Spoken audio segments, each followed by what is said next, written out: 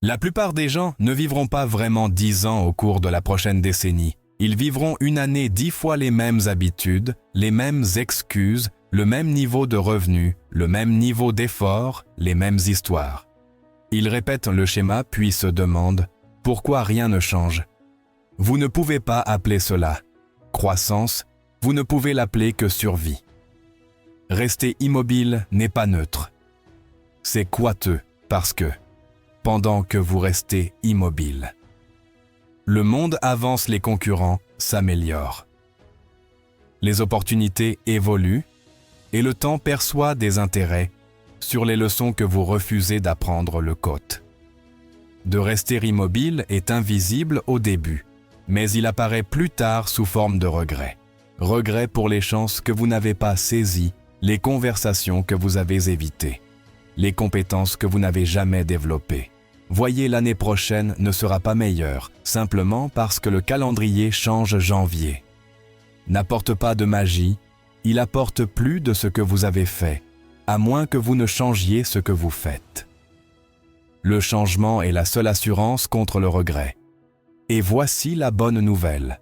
Vous n'avez pas à tout changer du jour au lendemain.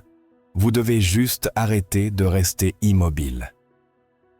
L'amélioration n'est pas un luxe, c'est une responsabilité, vous le devez à votre moi futur d'être meilleur que vous ne l'êtes maintenant. Pas parfait, juste meilleur. La seule façon de s'assurer que l'année prochaine vous récompense davantage est de devenir quelqu'un qui mérite plus la graine de l'amélioration et la conscience, le moment où vous arrêtez de dire un jour et commencez à dire ce jour. La vie commence à changer. La croissance n'attend pas la permission. Elle commence au moment où vous décidez que le confort ne vaut plus le cote. Alors demandez-vous combien de fois avez-vous vécu la même année? Combien de fois vous êtes-vous promis que les choses changeraient? Pour ensuite retomber dans les mêmes schémas. Parce que la vérité est que vous ne dérivez pas vers le succès. Vous dérivez vers la médiocrité. Le succès nécessite une direction. Si vous voulez que l'année prochaine soit différente, vous devez décider ce qui doit être différent en vous. Le marché ne se soucie pas de vos espoirs. Il répond à votre valeur, vos relations, votre santé, vos revenus. Tout cela reflète qui vous êtes devenu, pas ce que vous avez souhaité alors. Voici la ligne de départ. Amélioration, amélioration de la pensée, amélioration de la discipline, amélioration de la concentration, amélioration de l'exécution. La belle vie ne se construit pas sur la chance ou le timing. Elle se construit sur un progrès constant et intentionnel. Vous voyez, les 12 prochains mois passeront de toute façon, qu'ils ajoutent à votre vie ou simplement en soustraient, dépend de ce que vous en faites. Le temps n'est pas votre ennemi, c'est votre amplificateur. Il multiplie tout ce que vous lui donnez. Gaspillez, et il multiplie le regret investi, et il multiplie la récompense rester immobile. Coûte trop cher, choisissez le mouvement, choisissez la croissance.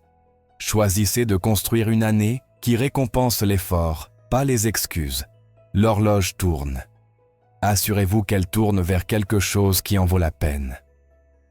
Alors, où cela commence, toute amélioration commence par la discipline. Sans elle, rien ne tient ensemble. L'ambition s'estompe, les plans s'effondrent.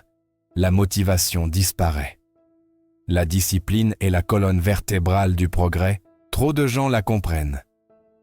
Mal ils pensent que la discipline est une punition. Elle ne l'est pas.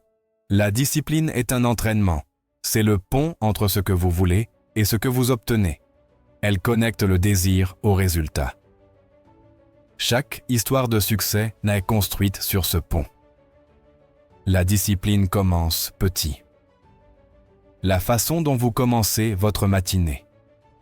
La façon dont vous passez la première heure de la journée, si vous vous présentez quand vous avez dit que vous le feriez, si vous faites ce que vous vous êtes promis de faire. Après que l'excitation s'estompe, ces petits actes répétés quotidiennement façonnent une vie. J'avais l'habitude de croire que le succès nécessitait un effort massif en courte rafale, travailler dur pendant quelques semaines, puis se détendre, mais j'ai appris que le vrai progrès vient d'une cohérence constante des disciplines quotidiennes. Pas d'éros mais occasionnel, manqué. Un jour ne semble pas beaucoup manquer.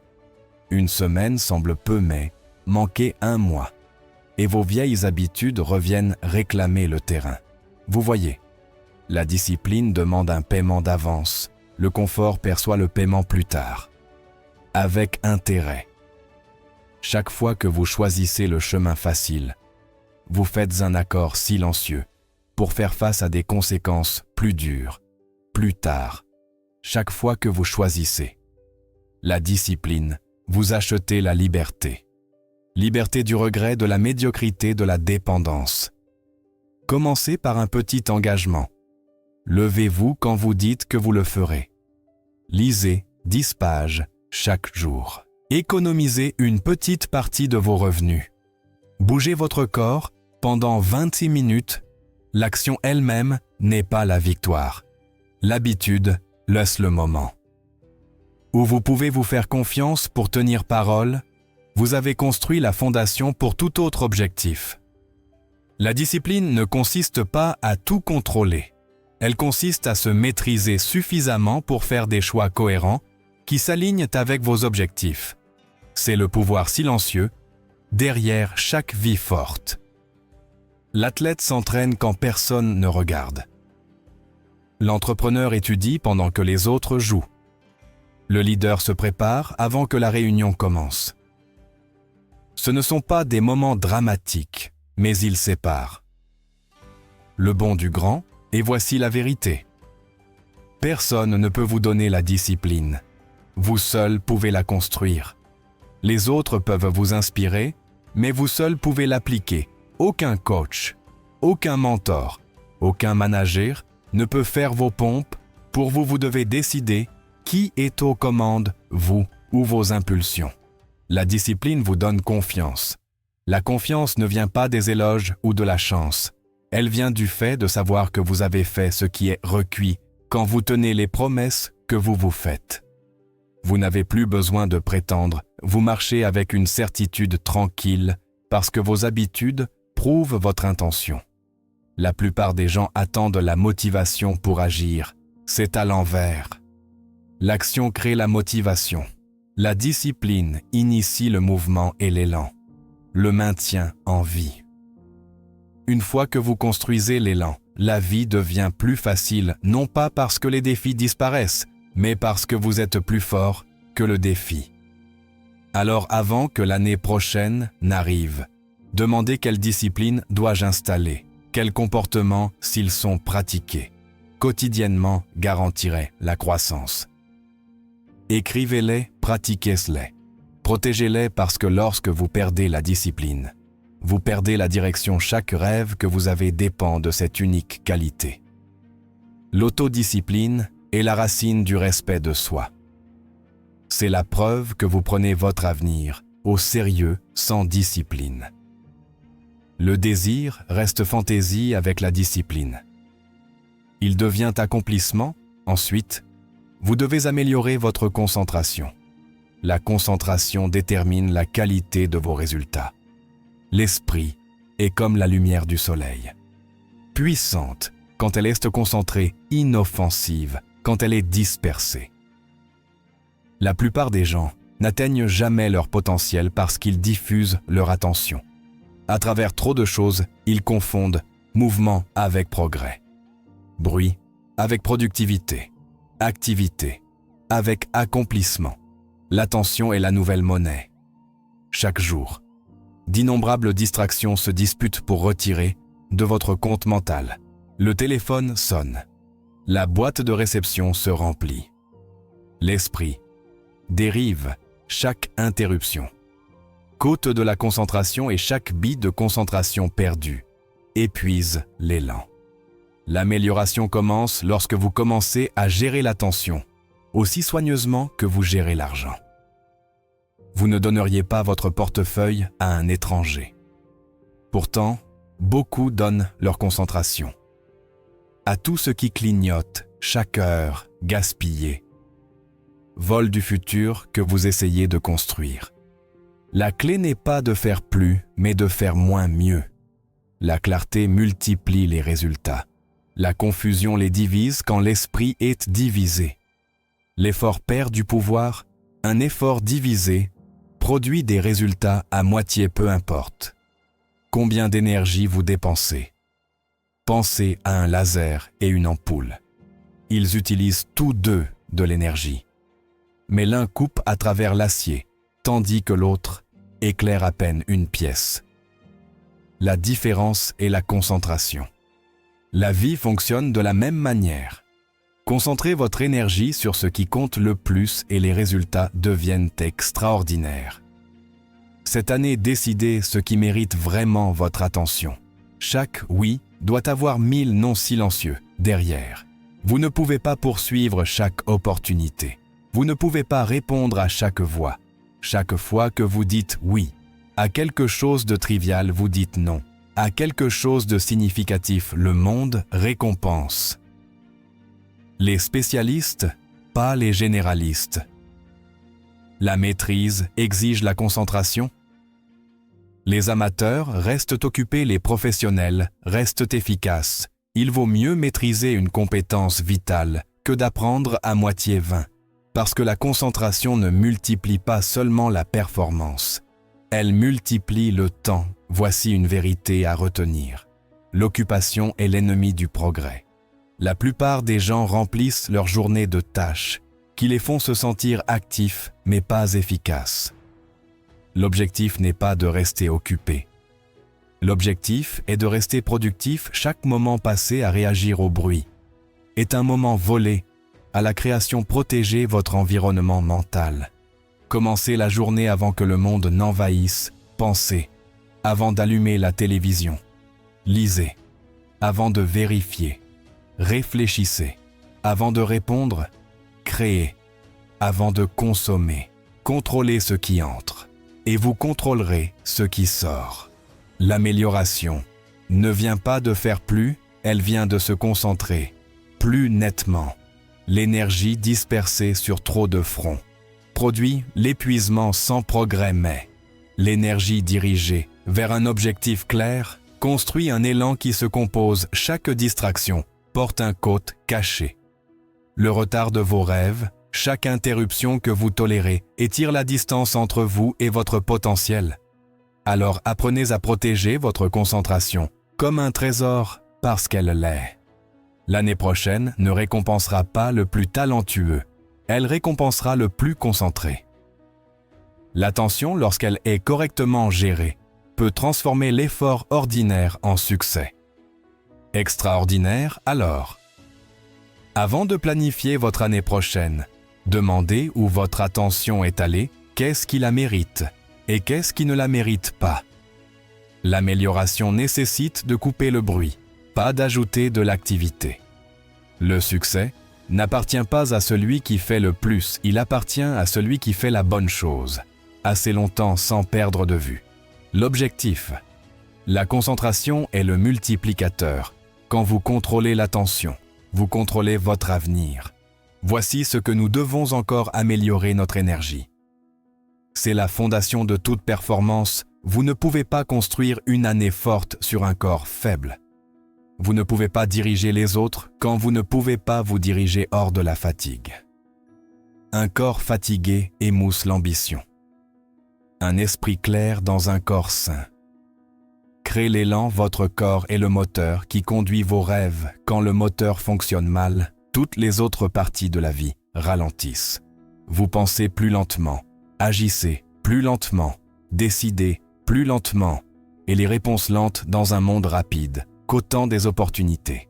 J'avais l'habitude de penser que le succès nécessitait seulement la force mentale. Mais l'énergie est plus que physique. C'est la force émotionnelle, mentale et spirituelle. Combinée, quand votre énergie est basse, tout semble difficile.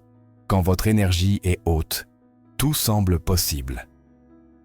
Le premier investissement pour l'année prochaine n'est pas un nouvel objectif, c'est une vitalité renouvelée sans énergie. Même les bonnes intentions s'effondrent, avec l'énergie, même les petits efforts se composent. Commencez par le sommeil. La plupart des gens le traitent comme une nuisance, mais le sommeil est le bouton de réinitialisation pour l'esprit. Vous ne pouvez pas broyer votre chemin à travers l'épuisement pour toujours. Le corps perçoit chaque dette impayée de repos. Finalement, il envoie la facture sous forme d'épuisement, de maladie ou de clarté perdue. Les personnes les plus productives ne sont pas celles qui ne se reposent jamais. Elles sont celles qui se reposent stratégiquement. Ensuite vient la nutrition. Le corps ne peut pas fonctionner avec de la malbouffe et du stress. La nourriture n'est pas seulement du plaisir, c'est du carburant. Un carburant pauvre signifie une concentration pauvre. Mangez pour la performance, pas pour le confort. Ce que vous consommez renforce votre système ou le ralentit les petits ajustements. Ici se compose avec le temps tout comme le font les investissements financiers et puis le mouvement. Le corps a été conçu pour bouger. Quand vous bougez, vous faites circuler. L'énergie, vous renforcez la discipline. Vous vous rappelez que le mouvement crée l'élan. Une promenade. Un étirement, quelques minutes d'exercice délibéré. Chaque jour, tout s'additionne. Il ne s'agit pas de perfection. Il s'agit de cohérence. La gestion de l'énergie est non plus importante que la gestion du temps. Vous pouvez avoir 12 heures disponibles, mais si votre énergie est partie, vos heures sont inutiles. Protégez votre énergie comme du capital. Dépensez-la sur ce qui la multiplie. Évitez ce qui la draine. Même vos émotions affectent l'énergie. L'inquiétude, la colère, le ressentiment sont coûteux. Ils drainent votre pouvoir plus vite que le travail physique ne pourrait jamais la gratitude. D'autre part, renouvelle l'énergie, tout comme l'enthousiasme. Le but est le rire, restaure ce que la journée emporte. L'année prochaine exigera plus de vous, plus de concentration, plus de créativité, plus d'endurance. N'espérez pas vous élever si votre énergie reste basse. Vous ne pouvez pas performer à votre meilleur niveau avec un corps qui demande constamment de l'aide. Alors prenez-en soin, nourrissez-le bien, reposez-le bien, bougez-le quotidiennement et regardez comment tous les autres domaines de la vie commencent à s'améliorer. Une meilleure énergie signifie de meilleures pensées. De meilleures pensées mènent à de meilleures actions produisent de meilleurs résultats. Un corps fort soutient, un esprit fort et ensemble, ils créent des résultats, forts négligés. Le corps et l'esprit, paix. Le prix, nourrissez les deux et vous multipliez votre avantage. Le corps n'a pas besoin de perfection. Il a besoin de cohérence. Traitez-le comme un partenaire, pas comme un prisonnier. Il ne s'agit pas d'image, il s'agit d'endurance, parce que vous ne pouvez pas changer le monde si vous ne pouvez pas sortir du lit, alors avant que l'année prochaine ne commence. Construisez votre fondation. L'énergie d'abord, tout le reste repose dessus. Ensuite, vous devez améliorer vos connaissances financières. L'argent est un miroir. Il reflète vos habitudes, pas vos espoirs. Il dit la vérité sur votre discipline, vos priorités et votre pensée. Vous ne pouvez pas améliorer votre vie sans améliorer comment vous gérez l'argent. L'amélioration financière ne vient pas de la chance. Elle vient du contrôle si vous ne contrôlez pas l'argent. L'argent vous contrôlera. La plupart des gens n'ont pas un problème de revenus. Ils ont un problème de gestion. Ils gagnent, ils dépensent, ils oublient. Puis ils se demandent « Pourquoi rien ne grandit ?» La richesse ne vient pas de ce que vous gagnez. Elle vient de ce que vous gardez l'habitude de garder une partie de tout ce que vous gagnez et la graine de l'indépendance. Le moment où vous commencez à épargner, vous commencez à posséder votre avenir. Vous arrêtez d'échanger la paix d'esprit contre des chèques de paix. L'amélioration commence en trouvant et en réparant les fuites, les petites fuites, coulent les grands navires. Quelques dollars ici, une impulsion rapide. Là, une dépense récurrente, jamais révisée. Chaque achat négligent vole quelque chose de plus important. Votre liberté, suivez vos dépenses, non pas pour vous restreindre, mais pour vous comprendre. Là où votre argent va, votre attention suit la dette. Est un autre drain silencieux. Il y a de la bonne dette, et il y a de la dette coûteuse, empruntée pour construire la capacité, peut être intelligent, emprunté pour satisfaire l'impulsion, ne l'est pas. L'intérêt est la récompense que vous payez pour l'impatience. Apprenez à retarder la gratification assez longtemps pour que votre avenir vous remercie. Remplacez les dépenses émotionnelles par un investissement intentionnel. N'achetez pas pour impressionner. Achetez pour progresser. Chaque achat doit soit améliorer votre capacité, étendre votre portée ou enrichir votre vie de manière significative. S'il ne fait aucune de ces choses, omettez-le, vous ne regretterez jamais. L'argent que vous n'avez pas gaspillé. La croissance financière commence dans l'esprit. La mentalité de faillite dit « Vous ne pouvez pas vous le permettre ». La mentalité de richesse dit « Comment pouvez-vous vous le permettre ». La première ferme la possibilité, la seconde.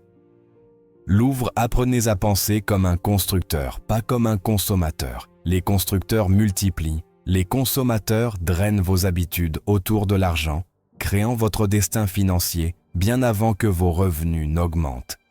Gérer un petit montant, mal et plus, ne fera que magnifier le problème.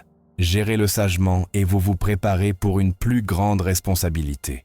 Apprenez les bases, budgétisez, épargnez, investir. Vous n'avez pas besoin d'être un expert, mais vous devez être intentionnel. Un plan même petit bat la dérive. L'objectif n'est pas le luxe, c'est la stabilité. Une fois que vous êtes stable, vous pouvez vous développer, et voici quelque chose que la plupart oublient.